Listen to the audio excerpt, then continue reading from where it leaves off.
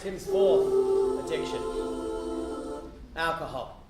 Now all I know about Tim and alcohol is that alcohol plus Tim equals much, much more of a shit. He's a terrible, terrible drunk, and a perfect example of this is my Nana's funeral. Now my Nana died when I was about 16 years old, and I just got my driver's license, and my mum put me in charge of driving this 3-hour drive through the middle of nowhere in South Australia to this little tiny town where my Nana grew up.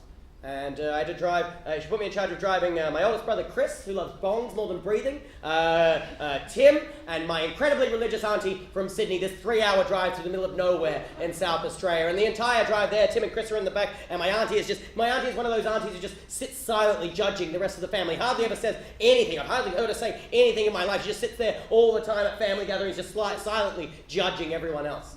And we're driving this 3-hour drive, and Tim and Chris are in the back, and my auntie is in the front. And the worst thing that happens on the way to the funeral is that Tim and Chris want to Dutch up the car and get my religious auntie stoned. That is the worst thing that happens on the way to the funeral. And we have the funeral, and it's sad, and it's nice, and everything. And then we have the wake. And we go to the wake of this funeral, and I realize that my entire family seems to be divided between white sheep and black sheep.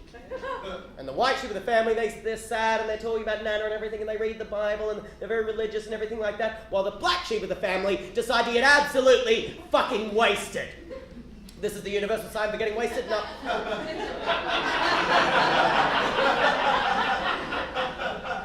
It's not sucking a bunch of cocks. There's a bottle in each hand. That's how we do it in Australia. And of course, Tim and Chris are over that side of the family just getting absolutely hammered. And then it's my job to drive this 3-hour drive home.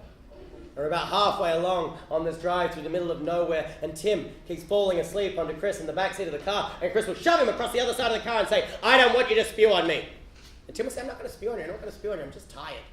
And then Tim will fall asleep under Chris in the backseat again, and Chris will shove him across the other side of the car and say, "I don't want to spew on you, I don't want you to spew on me." Meanwhile, my auntie, the whole drive there, has said nothing. The whole way back is just sitting in the front seat, just gripping her seat, just staring straight ahead like you've seen a ghost with its dick hanging out the front of its white front, just sitting there, just staring straight ahead. And then Tim falls asleep onto Chris in the backseat of the car again, and Chris shoves him hard this time. He hits his head on the window, and then it is on. They are beating the shit out of each other in the backseat of the car until 16-year-old me has to slam on the brakes and just go, "Right!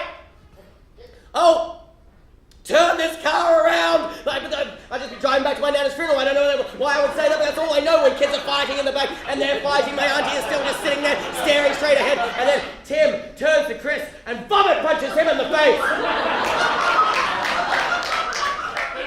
Chris drips with Tim's vomit. I've stopped the car. Tim is out of the back seat, around the back, jumps over this fence and just disappears into this wooded area on the side of the road. Chris is out of the car, over the fence, and chasing Tim through this wooded area on the side of the road. And then I see Chris tackle Tim to the ground, and they're fighting. And then slowly, Chris starts ripping off articles of Tim's clothing until it's just Chris holding all of Tim's clothes, naked Tim just standing next to him. Chris turns towards the car and starts running back towards the car. Naked Tim chasing him from tree to tree to tree, hiding his shame as he's getting closer and closer. And Chris is getting closer, holding all of Tim's clothes. Naked Tim chasing him from tree to tree to tree. And then finally, my auntie turns, looks out the window, sees Chris getting closer. Naked Tim chasing him from tree to tree to tree. She leans in the back. She shuts that door.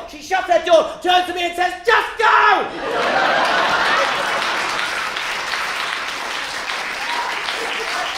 I start to drive off down the road, and I see Chris appear in the rearview mirror carrying all of Tim's clothes, and he catches up to the back of the car and jumps into the back, and then I see naked Tim arrive in the rearview mirror chasing the car, and then finally I stop the car and I let him back in.